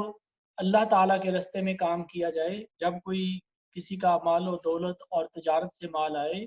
تو ایک تو یہ کہ انشاءاللہ کہنا چاہیے کوئی بھی کام کرتے ہوئے، اور دوسرے اپنے دل کو چھوٹا نہیں کرنا چاہیے، اس میں سے جتنا بہتر کوئی اللہ کے راستے میں کچھ نہ کچھ حصہ نکال سکے اس کو نکالنا چاہیے، اور کم از کم جو فرض زکوٰۃ ہے وہ تو نکالنی چاہیے۔ اور اسی طریقے سے آگے چلتے ہیں ہم، اور ہم جو ہے آگے سورہ الحاقہ، اس میں صرف ایک ٹاپک ہے جو ہم چھوٹا سا اس میں بیان کریں گے، اور اس کے بعد ہم یہ بیان کرنے کے بعد اپنا جو آج کا ٹاپک ہے اس کو یہیں پہ ختم کرتے ہیں۔ اور اس کے بعد آج چونکہ 27ویں رات ہے تو 28 اور 29 دو دن باقی بچے، تو اگلے 2 دن میں باقی کا انشاءاللہ تعالیٰ قرآن پاک کو پورا پڑھنے کی کوشش کریں گے۔ تو سورہ الحاقہ جو ہے یہ بھی مکہ شریف میں نازل ہوئی، اور اس میں بھی قیامت کا ذکر ہے۔ الحاقہ وہ حق ہونے والی، کیسی وہ حق ہونے والی، اور تم نے کیا جانا کہ وہ حق ہونے والی کیا ہے، یعنی کہ قیامت کے بارے میں بات ہو رہی، اس کا ایک نام یہ بھی ہے۔ تو اس میں اللہ تعالیٰ نے قوم سمود کی بات کی کہ کس طرح 7 دن اور 8 راتیں ان کے اوپر لگاتار جو ہے وہ آسمان سے پتھر برستے رہے، اندھیری آتی رہی، آندھی آتی رہی، اور ان کے سارے جو ہے وہ چیزیں تباہ و برباد ہو گئیں۔ اور پھر فرمایا آیت نمبر 13 میں فَإِذَا نُفِخَ فِي الصُّورِ، اور جب سور پھونک دیا جائے گا ایک دفعہ میں، پہلی دفعہ میں، تو فرمایا کہ وَحُمِلَتِ الْأَرْضُ وَالْجِبَالُ فَدُكَّتَا دَكَّةً وَاحِدَةً، تو جو زمین اور پہاڑ جو ہیں وہ اٹھا کر دفعتاً چورا کر دیے جائیں گے، یعنی کہ زمین اور جو پہاڑ ہیں یہ ریزہ ریزہ ہو جائیں گے، just like particles of send, ریت کے ذروں کی طرح جو ہیں یہ ہو جائیں گے۔ تو فرمایا کہ فَيَوْمَئِذٍ وَقَعَتِ الْوَاقِعَةُ، کہ اس دن یہ واقعہ ہو جائے گی، واقعہ ہونے والی، یعنی کہ قیامت آ جائے گی، آسمان پھٹ جائے گا، اور اس دن اس کا حال پتلا ہوگا، فرشتے اس کے کناروں پر کھڑے ہوں گے، اور اس دن تمہارے رب کا عرش وَيَحْمِلُ عَرْشَ رَبِّكَ فَوْقَهُمْ يَوْمَئِذٍ ثَمَانِيَةٌ، تمہارے رب کا جو تھرون ہے، جو اس کا عرش ہے، جو اس کا تخت ہے، اس کو 8 فرشتے جو ہیں وہ اٹھا کر لے کے آئیں گے، اور جو اس دن تم سب لوگ اپنے رب کے سامنے حاضر کیے جاؤ گے، اور کوئی تم میں سے چھپ نہیں سکے گا، اور جس کے نامہ اعمال اس کے دائیں ہاتھ میں دیا جائے گا تو وہ تو خوش ہو جائے گا، اور وہ خوش ہو کہ لوگوں کے سامنے کرے گا، دیکھو میں کامیاب ہو گیا ہوں، میرے رزلٹ آ گیا ہے، یہ دیکھو کہ میرے نامہ اعمال رب نے مجھے دائیں ہاتھ میں دیا ہے، اور اس میں ہر چیز موجود ہے، مجھے یقین تھا کہ میں اپنے رب کو ملوں گا، اور مجھے اللہ تعالیٰ کی طرف سے اچھا گمان تھا، اور یہ لوگ بڑی اچھی زندگی میں ہوں گے، جنتوں میں ہوں گے، جن میں پھل اور پانی اور مشروب ان کو ملیں گے، اور جن کو اللہ تعالیٰ ان کے بائیں ہاتھ میں ان کے نامہ اعمال دے گا، جو گناہوں سے بھرا ہوگا، تو اس وقت وہ کرے گا ہائے افسوس، کاش یہ مجھے یہ نامہ اعمال نہ ملتا، یا لیتنی لم اوت کتابیا، کاش یہ میری کتاب آج مجھ کو نہ ملتی، جو میرا لاگ ہے، جتنے بھی ڈیڈز میں نے غلط کام کی سب اس کے اندر لکھے ہوئے ہیں، تو آج اور آج جو ہے ان کا حساب کیا جائے گا۔ کسی طرح شاید موت ہی آ جاتی، اس کو ختم کر جاتی، ما اغنا عنی مالیہ، میرا مال بھی میرے کسی کام نہیں آیا، ہلک عنی سلطانیہ، میری ساری طاقت ختم ہو گئی، خذو فغلو، تو حکم ہوگا اس کو پکڑو، اس کے گلے میں توق ڈالو، چینز ڈال دو اس کو، ثم الجحیم صلو، تو پھر اس کو بھڑکتی ہوئی آگ میں دنسا دو، ثم فی سلسلۃ ذرعھا 70 ذراعا فاسلکو، تو پھر اس کو ایسی چین کے اندر، ایسی زنجیر میں باندھ دو کہ جو کہ 70 ہاتھ لمبی ہے، 70 فیٹ جو ہے وہ لانگ ہے، کہ اس زنجیر کے اندر اس کو باندھ دو، بے شک یہ وہ لوگ ہیں جو اللہ پر اور روز آخر پر ایمان نہیں لاتے تھے، مسکینوں کو کھانا نہیں کھلاتے تھے اور کھانا کھلانے کی رغبت نہیں دیتے تھے، تو آج اس کا یہاں پہ کوئی دوست نہیں ہے، اس کے لیے کھانے کو کچھ نہیں ہے مگر دوزخیوں کا پسینہ اور خون اور پیپ اس کو ملے گی، اور اس کو اور کسی کو نہیں دیا جائے گا مگر یہ خطا کاروں کو ملے گا۔ فلا اقسم بما تبصرون، مجھے قسم ہے ان چیزوں کی جنہیں تم دیکھتے ہو، وما لا تبصرون، اور ان کی بھی جنہیں تم نہیں دیکھتے، انہ لقول رسول کریم وما هو بقول شاعر قلیلا ما تؤمنون، فرمایا کہ ان ساری چیزوں کی قسم جو تمہیں نظر آتی ہیں اور جو تمہیں نظر نہیں بھی آتی، تو ان کی قسم ہے کہ یہ جو قرآن ہے یہ رسول کریم صلی اللہ علیہ وآلہ وسلم کے، قرآن جو ہے ایک کرم والے رسول کی باتیں ہیں اور رسول کریم کی باتیں ہیں،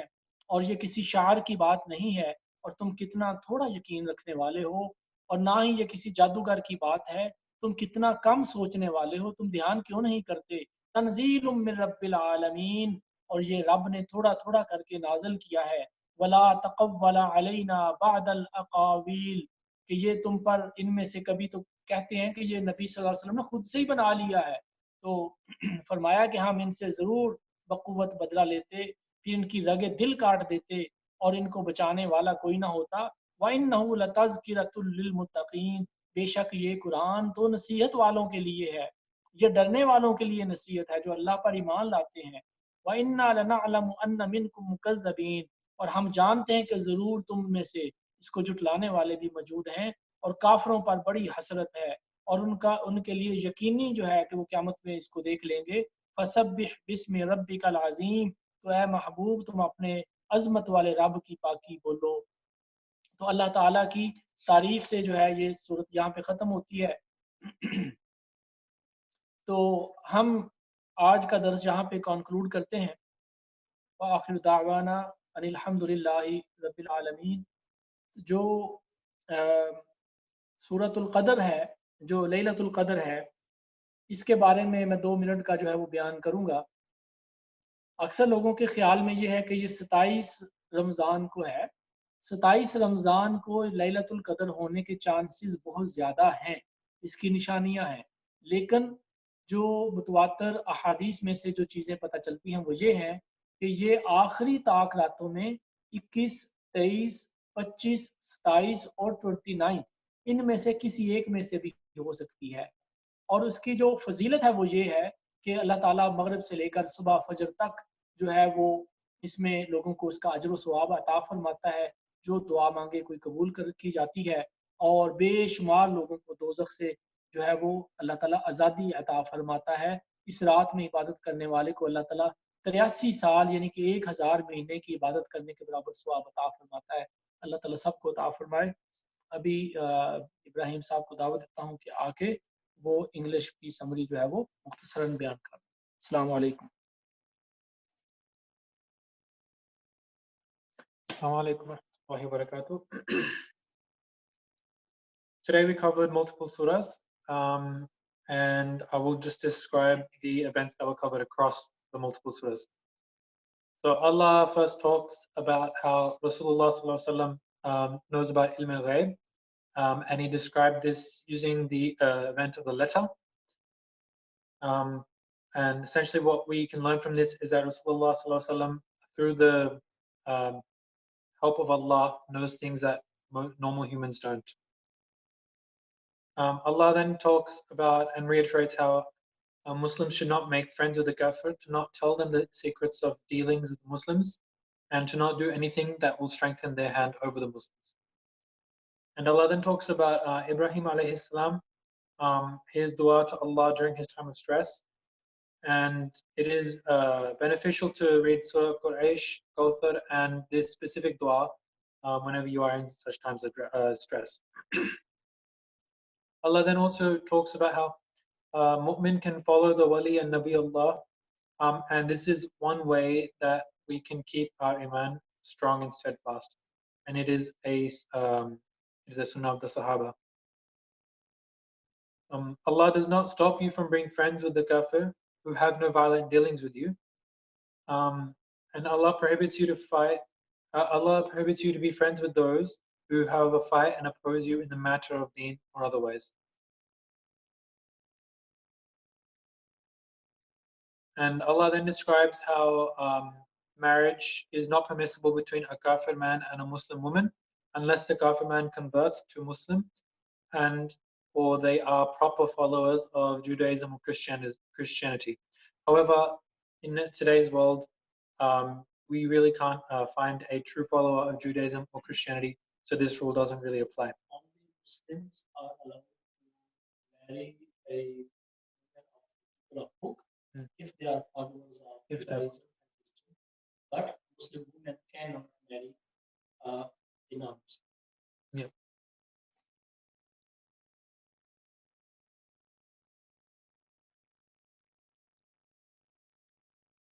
So when some Muslim women from Medina came to give their allegiance to Rasulullah Sallallahu Alaihi Wasallam, Rasulullah Sallallahu Alaihi Wasallam made them promise to not do shirk, to not steal,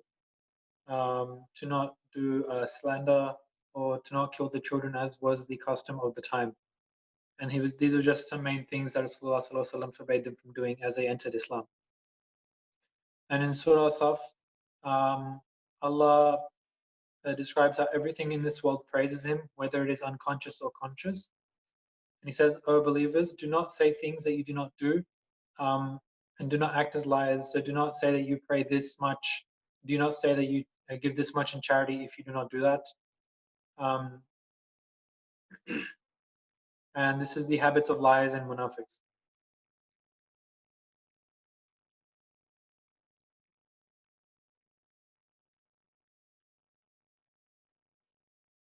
There are people. Just 1 second.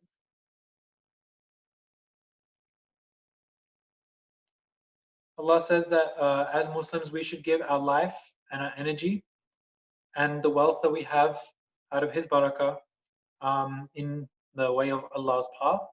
and that we should be believers and we should be helpful of those believers in the path of Allah, and that we should do our best to guide those people. At the same time, we need to find people that we can follow, such as Wali, as back in the time for the Sahaba, they had the Nabi. And in Surah Jumu'ah, Allah tasbih, so everything in this dunya recites Allah's tasbih and recites Allah's name, that is, does zikr, as was mentioned in the previous surah. He is Azim and Hakim. And Allah says that He had sent a prophet, Rasulullah Sallallahu Alaihi Wasallam, amongst the unlearned Arabs who were uneducated, and that there was no one like him. Allah also describes how ilm, knowledge, is a great gift from your Lord. And Bani Israel was given as an example of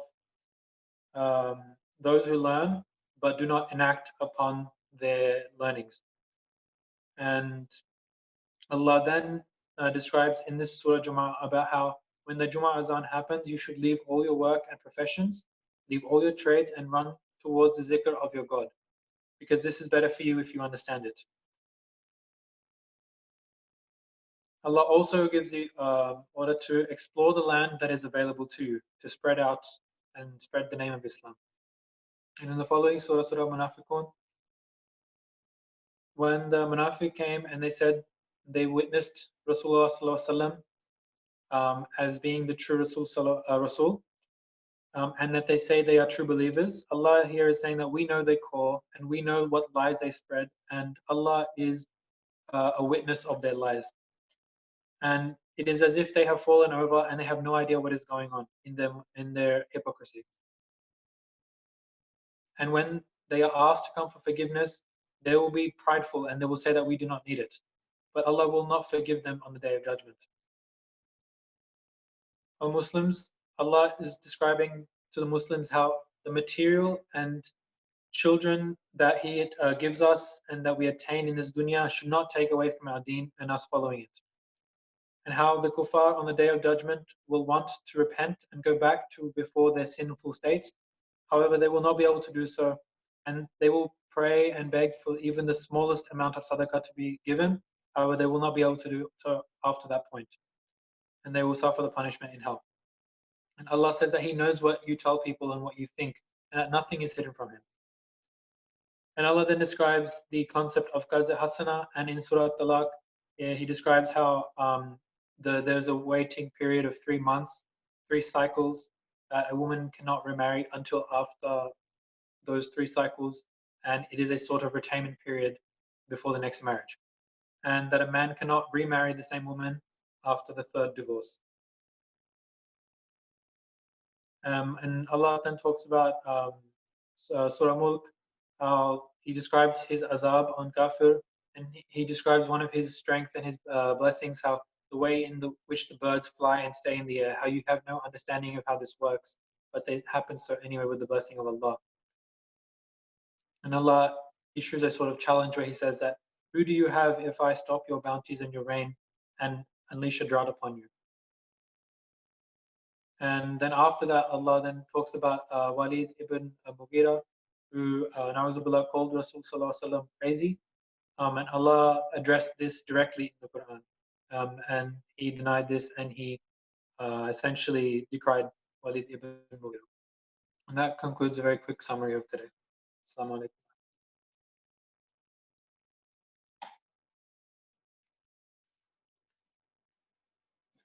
Bismillahir Rahmanir Rahim. Alhamdulillahi Rabbil Alameen wal aqibatu lil muttaqin wassalatu wassalamu ala rasulihil nabiyil kareem.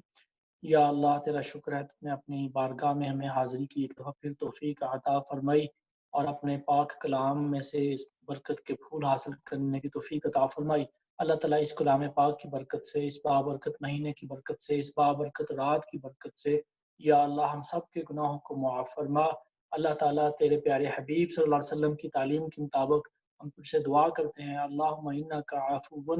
کریم تحب العفو، اللہم انک عفو کریم تحب العفو فاعف عنا یا غفور یا غفور یا غفور. لا الہ الا انت سبحانک انی کنت من الظالمین. ربنا ظلمنا انفسنا وان لم تغفر لنا وترحمنا لنکونن من الخاسرین. یا اللہ اس رات میں تو بے شمار لوگوں کو بخش دے گا، اللہ تعالی ہم سب کو بھی بخش دے، تمام امت مسلمہ کو بخش دے، تمام اپنے یا اللہ جو گناہگار ہیں تیرے پیارے حبیب کے امتی ان سب کو بخش دے، سب کو توبہ کی توفیق نصیب فرما، سب کو ہدایت عطا فرما، جو تیرے رستے پر چل رہے ہیں ان کو ثابت قدمی عطا فرما. یا اللہ تجھ سے مانگتے ہیں اپنے کرم سے ہماری جھولیوں کو بھر دے. اللہ پاک اپنے فضل کے ساتھ جن کے رزق میں تنگی ہے ان کے رزق میں خیر و برکت عطا فرما، رزق حلال کے دروازے کھول دے. یا اللہ جو بے اولاد ہیں ان کو صالح اولاد نصیب فرما. یا اللہ بہت سارے لوگوں نے دعا کے لیے کہا ہے، ان سب لوگوں کی نیک دل باتوں کو پورا فرما. جنہوں نے دعا کے لیے نہیں بھی کہا، اللہ تعالیٰ ان سب کے دلوں کو تو جاننے والا ہے. یا اللہ جو لوگ پریشان ہیں، بیمار ہیں، مصیبتوں میں ہیں، پریشانیوں میں ہیں، تنگیوں میں ہیں، اللہ تعالیٰ ان کی بیماریاں، پریشانیاں، مصیبتیں، دکھ درد دور فرما. اللہ تعالیٰ ہم سب کے والدین کی زندگیوں میں خیر و برکت عطا فرما، ان کی بیماریاں اور پریشانیاں دور فرما، ان کی تکلیفوں کو دور فرما. اور جن کے والدین اس دنیا سے پردہ کر کے تیرے پاس آگے، اللہ تعالیٰ ان کی مغفرت فرما، ان کے درجات بلند فرما، جنت کے باغوں میں سے باغ عطا فرما. یا اللہ تو ہم سب پر راضی ہو جا اور مرتے وقت ہمیں کلمہ شریف نصیب فرمانا، مرنے سے پہلے توبہ نصیب فرمانا اور عذاب قبر سے محفوظ فرمانا، بغیر حساب و کتاب کے جنت میں داخلہ نصیب فرمانا. اور یا اللہ پاک اپنے فضل سے اور کرم سے نیک بندوں کے ساتھ زندگی عطا فرما اور اپنے ولیوں کے ساتھ ہی روز قیامت نبی پاک صلی اللہ علیہ وسلم کے جھنڈے تلے ہمیں بھی جگہ عطا فرمانا اور حوض کوثر نصیب فرمانا. اور یا اللہ بغیر حساب و کتاب کے جنت میں داخلہ نصیب فرمانا. ربنا تقبل منا انك انت السميع العليم وتب علينا انك انت التواب الرحيم یا رب العالمین. وصلی اللہ تعالی علی حبیبہ خیر خلقہ محمد وآلہ وصحبہ اجمعین برحمتک یا ارحم الراحمین.